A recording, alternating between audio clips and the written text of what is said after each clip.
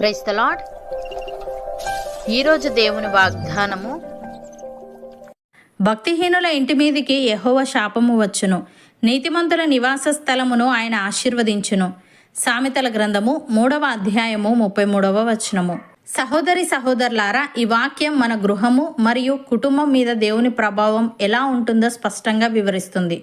మనం నివసించే ఇల్లు కేవలం ఇటుకలు రాళ్లతో కట్టింది మాత్రమే కాక అది దేవుని ఆశీర్వాదంతో నిండిన ఆత్మీయ నివాసం కావాలని ఈ వచనం మనకు గుర్తు చేస్తుంది.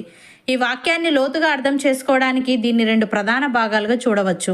మొదటిగా, భక్తిహీనుల ఇంటి మీదికి యెహోవా శాపము వచ్చును అని ఉంది.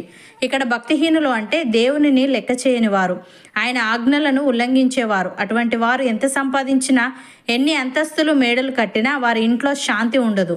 దేవుని భయం లేని ఇంట్లో కలహాలు, అనారోగ్యాలు మరియు తృప్తి లేని జీవితం రాజ్యమేలుతాయి. వారి ప్రయాస అంతా గాలికి కొట్టుకుపోయే పొట్టులా మారుతుంది. మనం భౌతికంగా ఎంత అభివృద్ధి చెందినా మన ఇంట్లో దేవునికి చోటు లేకపోతే అది ఆశీర్వాదకరం కాదు. ఉదాహరణకు, ఏలీ యాజకుడైనప్పటికీ అతని కుమారులు భక్తిహీనులుగా ప్రవర్తించారు. వారు దేవుని అర్పణలను తృణీకరించారు మరియు మందిరంలో పాపం చేశారు. దేవుడు ఆ ఇంటిని శపించాడు. ఒకే రోజున ఆ 2 కుమారులు యుద్ధంలో మరణించారు. ఏలి వంశం నుండి యాజకత్వం తీసివేయబడింది. వారి ఇంట్లో నుండి మహిమ వెళ్ళిపోయింది. అలాగే రాజైన ఆహాబు తన భార్య యెజెబెలు మాట విని విగ్రహారాధన చేస్తూ భక్తిహీనంగా జీవించాడు. నాబోతు ద్రాక్ష తోటను అక్రమంగా దక్కించుకోవడానికి అతన్ని చంపించారు. ప్రవక్త అయిన ఏలియా ద్వారా దేవుడు వారి ఇంటిపై శాపాన్ని ప్రకటించాడు.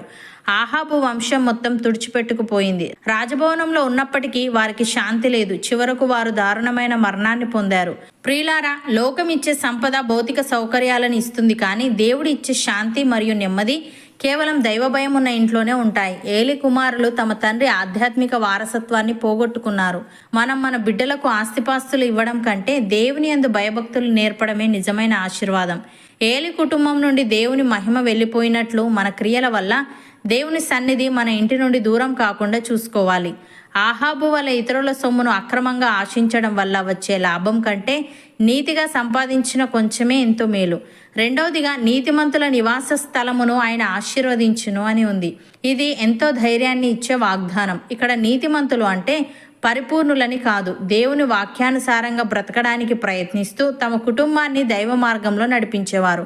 అటువంటి వారి నివాస స్థలమును దేవుడు స్వయంగా ఆశీర్వదిస్తాడు.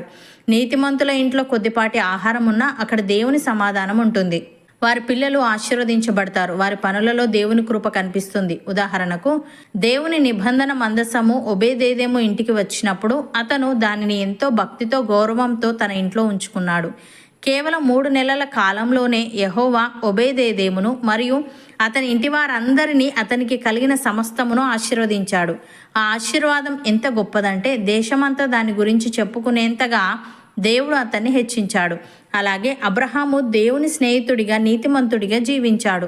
తన ఇంటిని, తన బిడ్డలను దైవ మార్గంలో నడిపించాడు. దేవుడు అబ్రహామును సమస్త విషయములలో ఆశీర్వదించాడు. అతని సంతానాన్ని ఆకాశ నక్షత్రాల వలె హెచ్చించాడు. అతనికి ఉన్న ఆస్తిపాస్తుల కంటే దేవుడు అతనితో ఉండడమే అతని ఇంటికి అతిపెద్ద ఆశీర్వాదమైంది.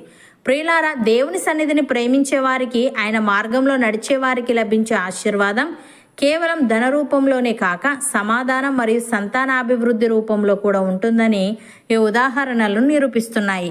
నీతిమంతుల నివాస స్థలమును దేవుడు ఆశీర్వదిస్తాడు అనే వాగ్దానం మనకు ఇచ్చే గొప్ప నిరీక్షణ ఏమిటంటే, ఒబేదేదెము తన ఇంట్లో దేవుని మందసానికి చోటిచ్చినట్లు మన ఇల్లు ప్రార్థనతో, వాక్యంతో నిండినప్పుడు ఆశీర్వాదం దానంతట అదే వస్తుంది.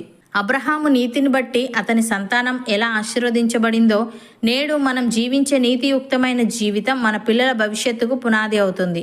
సహోదరి సహోదరులారా, ఈరోజు మీరు మీ కుటుంబం గురించి లేదా మీ నివాసం గురించి ఆందోళన చెందుతున్నారా? మా ఇంట్లో శాంతి లేదు అని కానీ, మా ప్రయాసకు తగిన ఫలితం దక్కట్లేదు అని కానీ బాధపడుతున్నారా? అయితే ధైర్యం తెచ్చుకోండి.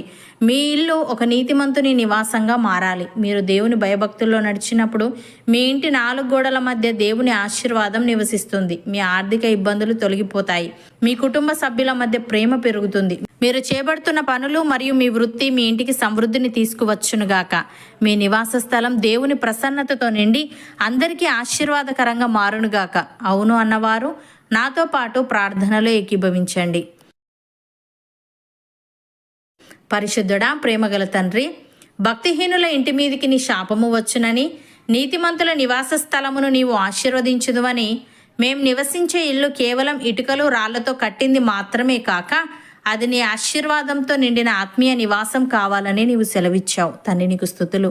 దేవా, మేము భౌతికంగా ఎంత అభివృద్ధి చెందినా మా ఇంట్లో నీకు చోటు లేకపోతే అది ఆశీర్వాదకరం కాదు గనుక లోకమిచ్చే సంపద భౌతిక సౌకర్యాలను ఇస్తుంది, కానీ నీవు ఇచ్చే శాంతి మరియు నెమ్మది కేవలం నీ పట్ల భయభక్తులు కలిగి ఉంటేనే కలుగుతాయి గనుక మేము నీ యందు భయభక్తులు కలిగి మా కుటుంబాన్ని నీ మార్గంలో నడిపించుకునే వారంగా ఉండుటకు సహాయము దయచేయమని.